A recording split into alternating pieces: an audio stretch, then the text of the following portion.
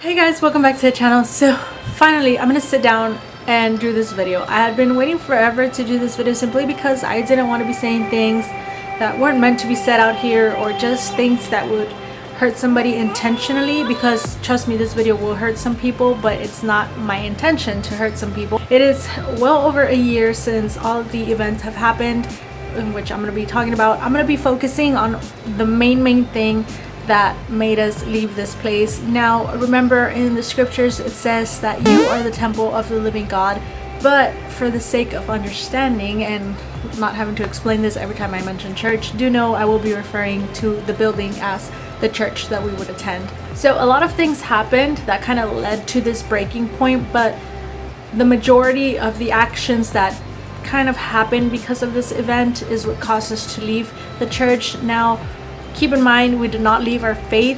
If anything, it took a while for us to learn from this, because there was a lot of hurt and a lot of pain at the beginning, but then I came to learn not to put our trust in people.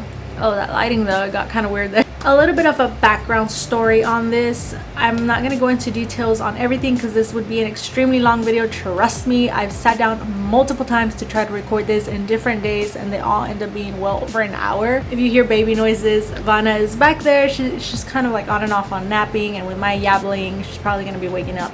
But anyway, I was trying to say a little bit of a backdrop on this is from the vlogs you guys have seen. You know, we would gather as friends and whatnot, and there's people going in and out of this group all the time.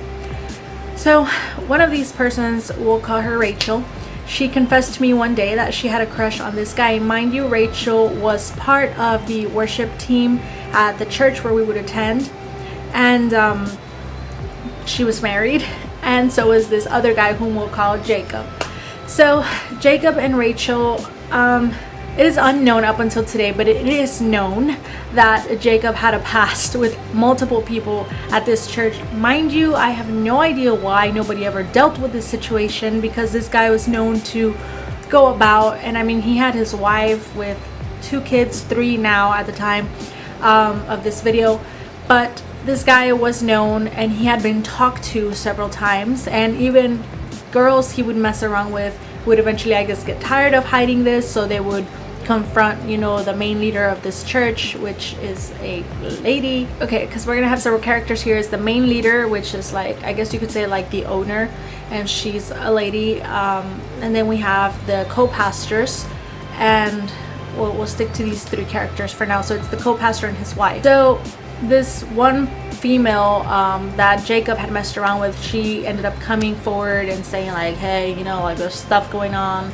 and my mom was even a part of this meeting because they called her in to witness or whatever, and nothing really got done. But I'm assuming they talked to the person. I'm hoping they at least did that, but I don't know, because his actions never changed. To me, it's something very special to be up there leading in worship. I'm not that I'm up there, but I'm saying, like, I see it as something very special that yes, we all sin, but we should always be running to repentance. We should always be changing our actions and not falling under the same mistake time after time. And if you are, you should seek help, and if you get exposed, something should be done about it, not just like it's okay, just don't do it again. Anyways, Rachel ends up confessing to me because you know, we were friends at the time, and I don't know, like I was sharing with her my testimony, and maybe that made her feel comfortable. So she ended up telling me about it, that she had a crush on this guy, right? And at the time, to be honest, I was very lacking in my attachment to God. I was prioritizing people over him, because I mean, obviously none of this would have happened had I just put him first. I started putting my emotions and my feelings towards these people first, and I figured, you know what, you'll get over it. Like, I'm not gonna go like telling you like that's your deal, everybody makes mistakes. And that was that. I did end up telling my mom about it. I told my mom, I was like, hey, I think we should be praying for her because this and this is going on. And to which my mom wanted to tell her parents, and I was like, dude, chill, like it's not a big deal, let's just pray about it and it'll be done with, you know, because if we tell her parents, I don't have proof of it but her word, they're not going to believe me, and she's going to deny it, obviously. So let's just leave it at that. So time passes, and then that's when I start making friends Okay, Rachel was a mutual friend. Like, I was friends with Rachel, and Rachel was friends with, we'll call her Samantha. And I started becoming friends with Samantha. So I was like, oh, cool. You know, it'll be now, instead of having to split our time, you know, with hanging out with each other, we can all hang out with, you know, together. Now, Samantha and I, Rachel has a little girl, but Samantha and I both had little boys at the time. Now I have a little girl.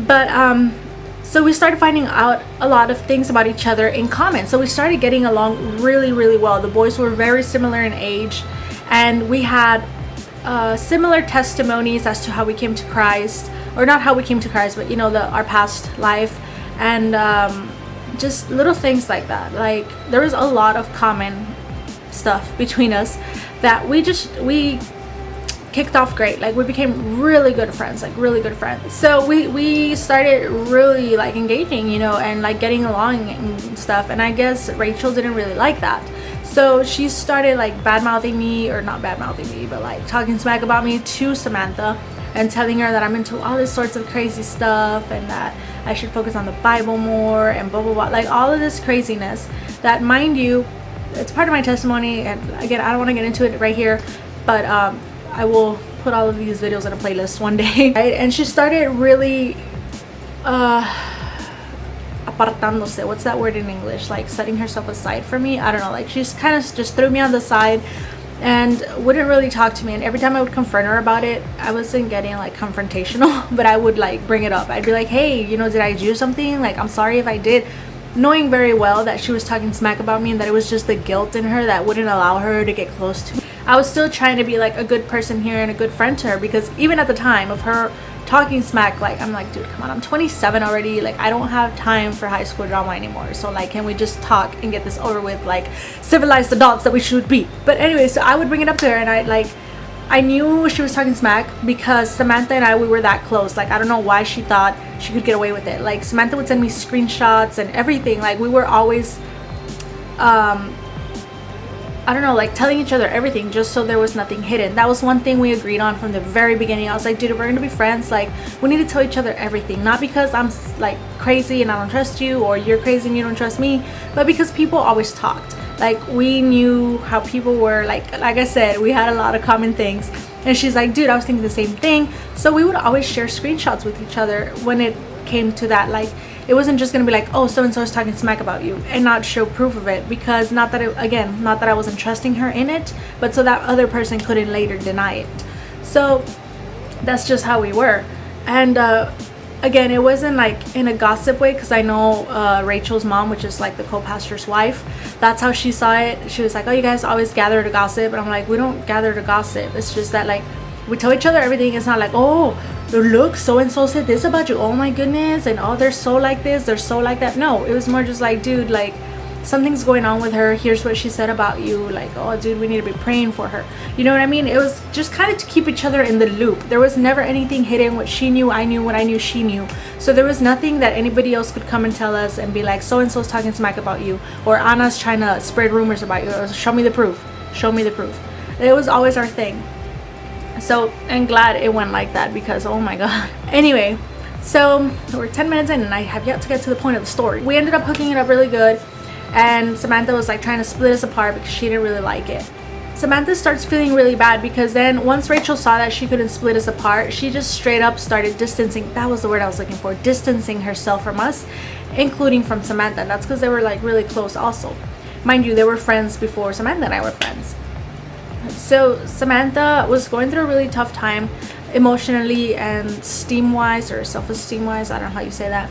The one thing that made her realize, like, hey, something's going on. So remember I told you they were friends first. They would always hang out as couples, like Rachel, her husband, Samantha, her husband, Jacob, and his wife. They would always hang out, like, always. All 6 of them, when they were set to hang out together. And Rachel ends up calling Samantha and tells her, you know what, we canceled everything, we're not going to hang out today, I have things to do. And Samantha's like, okay, cool, you know, I'm going to go visit my mom then. So she goes, and then later on she gets a call from Jacob's wife, who asks her, where you at? Why didn't you show up? We've been waiting for you. And she's like, oh, I thought you guys weren't hanging out anymore.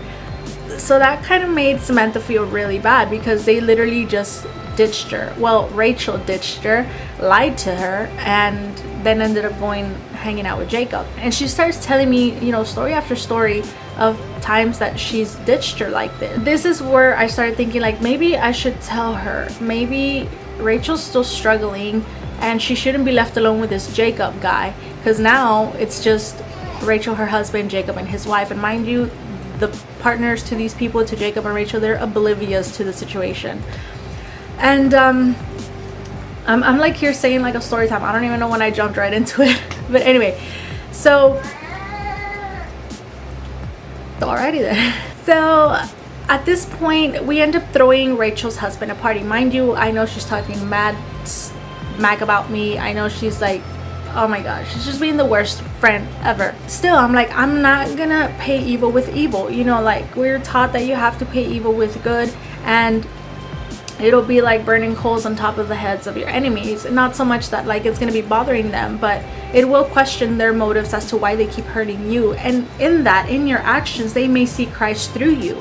So I'm like, you know what, let's keep doing good to her and maybe she'll turn around. All this time I'm thinking like maybe she's struggling with Jacob, and I don't know, I had it in me. And okay, so in the altar, she would usually sing over here with her dad, and Jacob plays over here. I don't know what he plays. Oh, the guitar. He plays over here and he sings. And out of freaking nowhere, this girl just goes bloop, and she positions herself next to Jacob, and then she's just there singing like the entire rest of the whatever time, like not necessarily the church service, but like she permanently moved herself there. And that's when I was like, okay, something weird is going on here. Like, why? You're over here with your dad. Why move over here? Like, I know normally that wouldn't look too fishy, but being that she had told me what she told me, I'm like, maybe she's still struggling. And I knew she was going through a tough time with her husband. So anyway, so then we end up throwing Rachel's husband a party here at our house, and end up inviting well, them obviously. Wait, we end up throwing Rachel's husband a party here at our house, and mind you, she's talking smack the entire time, and then she randomly plans this hangout at Samantha's house, to which I'm not invited, although it's not her house, and she just made up this event. She ends up insisting that Jacob must go. All these hangouts that we try to put together, she would always try to invite Jacob.